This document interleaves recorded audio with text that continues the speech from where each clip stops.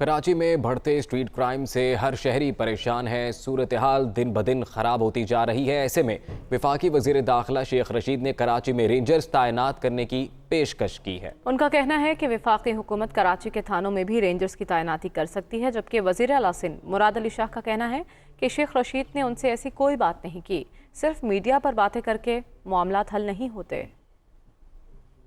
جناب، اگر سندھ گورنمنٹ کہے تو ہم اپنی رینجز کی فورسز بڑھانے کے لیے تیار ہیں، حتیٰ کہ تھانوں میں بھی لگانے کے لیے تیار ہیں، لیکن اس کے لیے ضروری ہے قانون کے تحت چیف منسٹرز مراد علی شاہ صاحب اگر ہم سے کوئی امداد مانگیں تو ہم یہ امداد کرنے کے لیے تیار ہیں۔ شیخ رشید صاحب نے مجھ سے کوئی ایسی بات نہیں کہ مجھے نہیں پتہ میڈیا کی پریس کانفرنس کے ذریعے حکومتیں نہیں چلتی ہیں۔